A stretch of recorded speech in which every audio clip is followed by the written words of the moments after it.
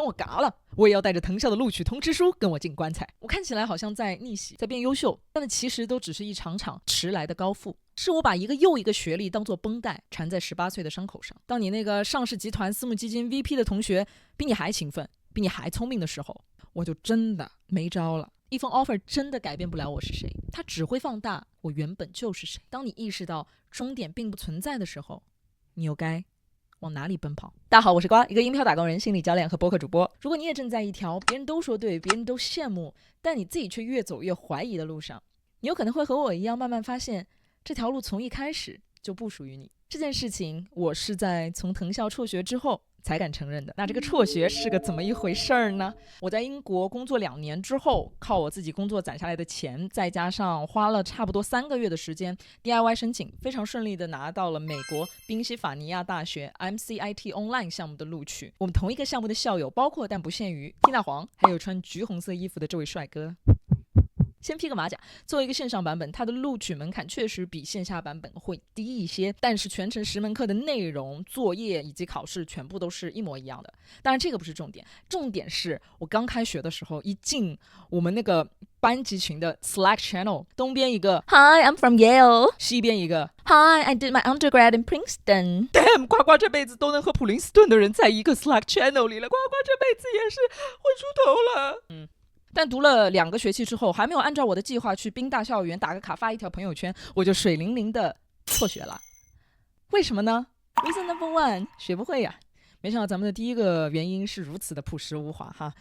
我在读这个书的时候，为了激励自己，还在墙上贴了一句不知道从哪看来的 No one is too dumb for computer science。 后来我才发现 But I am a two。你懂这个笑点了吗？就是我写的时候觉得还挺冷的，但我不太舍得删。举一个很明显的例子吧，就是有一次写 Java 的作业，我不是做产品经理的嘛，我当时和团队里那些Java developer 关系都挺好的。然后那个礼拜呢，在我和 ChatGPT 老师的通力合作之下，还是有19个 bug。于是我就诚挚的拜托我当时团队里面那个 Senior Java Dev 帮我 debug。刚好他那天在办公室里面坐着等火车，我就在旁边看着他一个一个把那19个 bug 哒哒哒哒哒哒全部解决了。就当时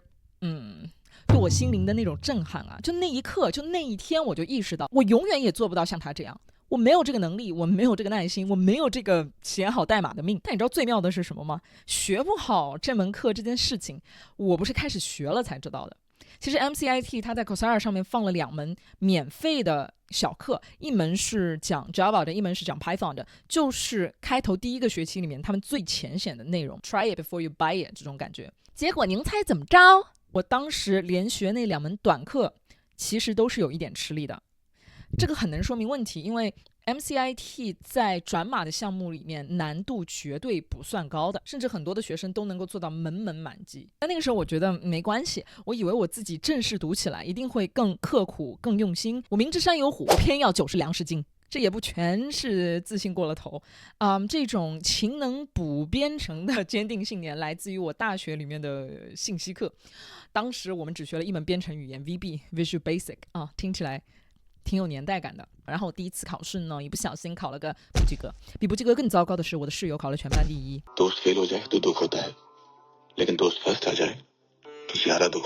后来我就开始拼命恶补啊，有一段时间我一放学就去计算机楼里面找那个老师问题目，甚至有一天好像是下雨吧，被锁在计算机楼里了，因为我没有他们那个门禁卡，我只好翻窗出去，还摔了一腿泥。结果下一次考试我考了全专业第1，最后也是满绩结课。但后来读 MCIT 的时候，为什么这个只要功夫深的方法它不灵了呢？Why 呀？因为这个是 part time 的说嘛，其实我一直都是在全职工作的，每天下班之后我都已经累了个屁了的，靠这个健身和1天3杯咖啡强打起来的精神，还是让我每个礼拜写完作业都挺吃力的。其实我从小在班里就一直没有被老师说过是最聪明的学生，我一直都被老师说是最勤奋的学生，所以我就一直把勤奋当做自己的超能力。可是后来当勤奋都不够用了，当你那个有3个硕士2个 PhD 的同学，当你那个上市集团私募基金 VP 的同学比你还勤奋比你还聪明的时候，我就真的没招了。我就不得不承认这个东西我真的不擅长。承认这一点的时候，我反而感觉有点轻松，因为好像从小到大承认我不擅长就等于我怼到老师脸上跟他说，老师，我就是懒惰，我就是偏科，我就是数学最后一道大题叫我20遍，我还是只能写个解。可是离开校园之后，偏科就不再是一个问题，它是一种策略，是一种取舍，是一种对自己能力和局限的接纳，是敢于去走那条人人都说好，但你知道并不属于你的路。这辈子太短了，我们真的只能去扬长避短。当我们的长板足够长的时候，自会有别人来补我们的短板。在学校里，偏科是一种缺陷，但走出象牙塔，偏科就是唯一的出路。你可能发现滑点了，那为什么我明明早知道这个书读不明白，我还是要读呢？因为 reason number 2， 这年头谁还学计算机？这年头谁还上班啊？我们生活在一个人人都在一个周末 vibe coding 一个软件，然后融资6000万的时代，而我还在这里跟一个 loop 绕来绕去，实在是太招笑啦。天知道我4年毕业以后 AI 能发展到什么地步，搞不好都能替会计蹲监狱了。我想说的是，在 AI 爆发的这几年，从头开始学计算机确实不是一个太智慧的选择哈。不过话说回来，我也从来没有想着要靠这个项目转岗成为一个程序员。我当时选计算机的原因很简单很功利，就是读名校学技术进大厂，成为一个更高级的打工人。我刚毕业的时候给自己列了很多30岁以前我要完成的事情，其中有一项就是要进饭。然后那个时候呢，我就刷了很多要去科技大厂里面做产品经理的岗位描述，我发现他们有一个共同点，就是都需要一个计算机的学位。所以我就想，那我就去补一个呗。那个时候的呱呱满心满眼还都是 climb the corporate ladder， 然后靠着这个大厂的背书，这辈子再也不用愁找工作了。那这个想法现在回看起来呢，当然就是《甄嬛传》里的祺贵人，实在是美丽又愚蠢。可也确实，那个时候读名校进大厂，然后从此衣食无忧，在周末和朋友喝着手冲 latte， 一边聊着 Tesla 的股票，是我从来没有质疑过的海外华人成功路径。那后来呢？后来发生的事，你我都看到啦。AI 爆发，学历贬值，企业裁员。我在4年里面顶着工签的压力换了4家公司，我也亲眼看到过我曾经的一任直线经理已经做到了 head of 的级别，上午还在那里端着咖啡跟我打招呼，下午就被裁了。刘擎老师说过，这是一种契约被毁的感觉。对于年轻人来说，好像本来存在一个隐形的契约，是自己和父母一代和社会体制达成的一个默契。我们好好学习，努力奋斗，最后社会交付给我们一个体面的、有前景的生活。但这个契约似乎被破坏了，于是期望落空，有一种被辜负的感觉。我花了很长时间才意识到，我从来没有去好好的规划过自己的职业，我只是一直在追别人写好的答案。而外部环境的改变带来的这种被辜负的感觉，契约被毁的感觉，就好比说我刷了这么多年的题，突然有人当着我的面把我的卷子撕了，然后问我 What now？ 当你意识到终点并不存在的时候，你又该往哪里奔跑？所幸这个问题没有困扰我太久，因为在业余时间我也有一直都在做我自己想做的事情，比如说我在视频最开头提到的有播客，有心理教练，也有你现在在看的这个视频内容的创作，这些都是比学编程，比做一个 technical PM 更像我的事情。作为心理教练，我经常和来访说一句话，答案不是追问而来的，是追寻而来的。我也很庆幸我自己一直在为这句话身体力行，我也相信终有一天我们会有机会成为自己的命题人，因为自己出的题从来就没有标准答案，我写什么，什么就是我生活里最好的解法。 Reason number 3， 高考之伤要多久愈合。对我刚刚提到那个原因，其实转码的项目很多，那我为什么要选一个学费这么贵的藤校呢？到了18岁为止，我受过的最大的创伤就是高考失利。高考的这个创伤来自于查到自己成绩的那一刻，就觉得我自己过去18年所有的努力和意义好像一下子全被否定了。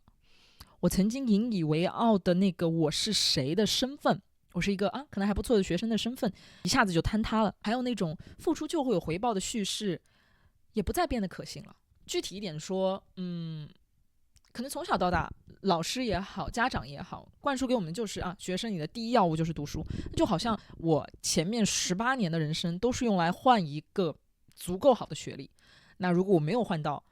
我前面又是在干嘛？我又刚刚提到了嘛，我很相信，勤奋努力会有回报，所以我可能从初2到高3，没有一天是学到12点之前睡觉的。但我就觉得老天爷应该会奖励我一个好结局吧。结果他老人家拍拍我的头说：“想得美。”高考那年开始，我就觉得我的自我评价体系也好，我的对人生的掌控感这些东西全部都崩塌了。所以说我之后在学校里面或者说在学校外面做的很多很多事情，都只是在弥补我当年没有做好的那件事情。我拿国家奖学金，我去记5年1硕，我去藤校念2硕，它从来就不是学历崇拜那么简单，而是我在很努力的弥补我当年没有做好的那件事情，我在证明我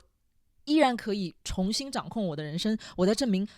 当年的自己没有那么差。我看起来好像在逆袭，在变优秀，在提升自己，但那其实都只是一场场迟来的高富。是我把一个又一个学历当作绷带缠在18岁的伤口上，是我一遍遍把18岁的自己护在身后，冲着世界大喊，看吧，我没有那么失败。尽管这句话对面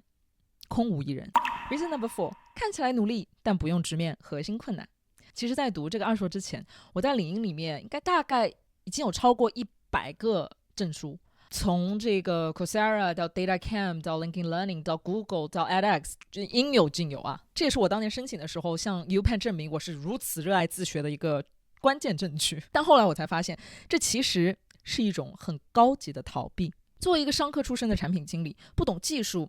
一直是我的痛，尤其是我申请之前的第一份工作，整个团队除了我之外全部是程序员。我每天那个时候因为不懂拒绝，都要被拉去参加很多我根本听不懂的技术会议，也要每天为我根本听不懂的这个编程梗而陪笑。但有意思的是，遇到这些工作当中的问题，我没有选择去比方说找 Tech Lead 的请教，或者说去花时间弄明白他们到底会议里面在讲什么东西，而是花很多下班之后的时间去看书，去上课，去路径依赖我这么些年里来做的最熟悉的一件事情，学习。用课外学习来逃避工作里的困难，看起来很努力，但却不用去直面核心的问题。因为潜意识里面好像会有一个声音一直在说，是不是存在一条路让我可以不用去解决这些眼前的困难，而是让我去做一些更熟悉更容易而且看起来相关看起来有用的事情，然后回来问题就会自动被解决。如果你也一直有很强的学习焦虑，但又隐隐觉得哪里不太对的话，你可能也很快就能明白我在说什么。学新知识新技能带来的那种进步感收获感，好像就能够让我理直气壮的去逃避职场当中那些真正的复杂。比如说我不用承认我听不懂655步口音，我不用去问那些我可能不太好意思问的技术问题，我不需要和 stakeholder 反复的沟通，我不需要去承担这个功能做不出来的后果，我只需要打开一门课，看完视频，写完作业，拿到一张证书，一切都是有标准答案的。所以后来我才意识到，其实我没有那么好学，我只是一直在用学习这件事去逃避真正的问题，我在用努力掩饰我的无力，我在用一个有标准答案的世界去回避一个没有标准答案的人生。 Reason number 5， 我以为我逆天改命咯。我很早发过的一个视频里面其实有提了一嘴，我当时在读藤校，还没有辍学那个时候，然后当时我也没有具体说啊，这都是我工作之后自己攒的学费。然后底下有一条评论，当时给我乐的，藤校又是一个富二代啊！你哪里见过富二代读计算机的？富二代都读 philosophy。 开玩笑，没有不尊重任何富二代的意思。当然我觉得这条评论很乐，是因为它直接折射出了这个人自己背后的匮乏嘛。如果一个人认为读藤校只能是因为他是一个富二代，那么我能进而他没能进的原因就只能是因为他爹妈不够拼了，和他自己又能有什么关系呢？但这句评论之所以让我印象深刻，不仅因为它极尽荒谬，同时也因为它又非常现实。这个讲座里面提到了过去30年藤校大部分录取的学生，我认为这里应该指的其实是本科生哈，在入学的时候就已经是百万富翁了。所以藤校这个词一出来，它背后代表的不仅是学历，更是一种阶层。很多学生不是升进去的，而是升进去的。这些学校里面有一个概念叫做 Legacy Student， 也就是说他的一些家属，比方说父母啊，如果是这个学校的校友，那么这个申请人他被录取的概率就会比其他普通人高出好几倍。所以原来有的人在拼命往这个门里挤，有的人他就是在这个门里出生的。对藤校的这个执念是什么时候种下的呢？